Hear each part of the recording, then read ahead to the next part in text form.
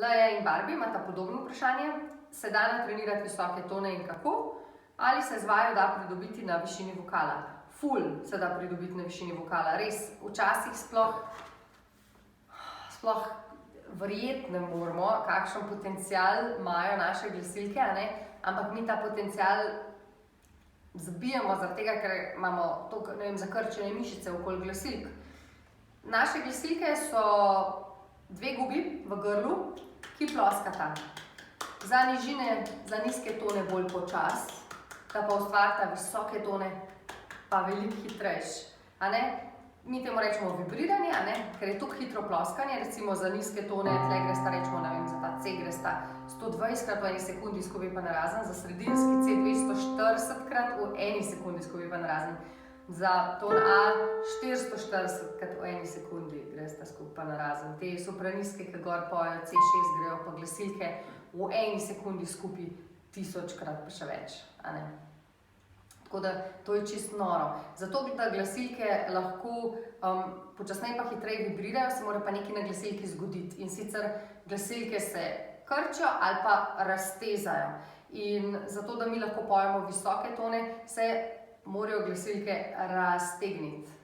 Kot elastika, če jo raztegnemo, ali pa recimo kitarska struna, če jo raztegnemo, če tle je nizek ton, če pa to zdaj raztegujem, bo pa višji ton. Točno to, naše glasilke se za visoke tone raztegnajo, na njih se poveča napetost in potem lahko hitreje vibrirajo. Torej, v bistvu na višinah sploh nimamo nobenih omejitev, če bi mi pustili, da se glasilke lepo raztegnejo, do tja, kamor se one lahko raztegnejo. Ponavadi pa začnemo krčati vratne mišice, pa smo zategnjeni in potem se ta proces ne zgodi.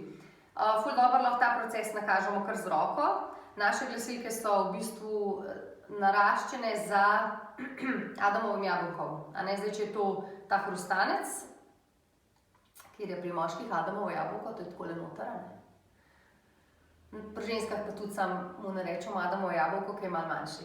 In so glasilke naraščene takole zadaj noter. In da se glasilke lahko raztegnejo, lepo se mora Adamovo jabolko se malo nagne. Kar dajte vsi tako roke, pa takole, naredimo tako. In naredimo torej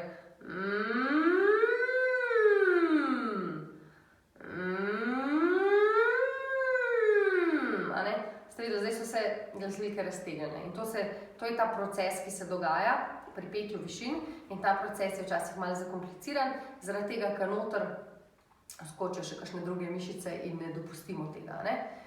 In prva stvar za učenje višin je to, da sprostimo svoj vrat in da pustimo, da glasilke prek celega razpona ostanejo v isti legi. Se pravi, da ni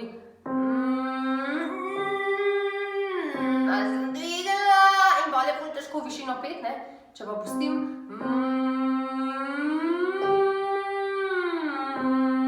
pa ful lažje.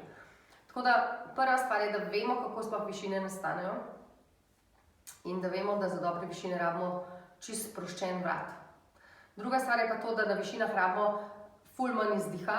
Ponavadi, ko pojemo visoko, mislimo, zdaj moram pa še bolj pritisniti, pa še bolj se moram potruditi, v bistvu je pa glih kontra.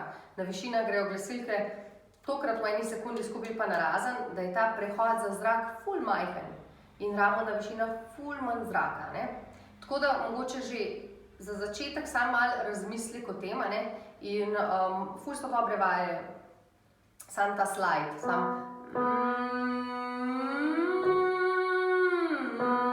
pa lahko še z roko si kažete.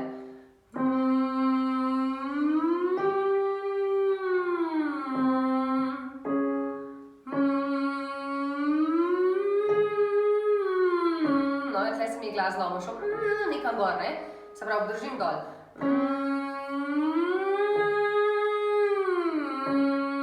Je bilo ful boljše.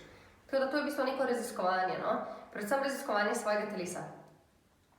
Hočemo pa, da so glasilke v isti legi prek celega razpona. Se pravi, karkoli nam to ven vrže iz ravnotežja, nam ven vrže petje visokih tonov. To pomeni, če gremo na vajino vprašanje, da če treniramo in postavimo mišice okoli glasilk in v glasilkah v ravnotežje, lahko pojemo skoraj neomejeno visok.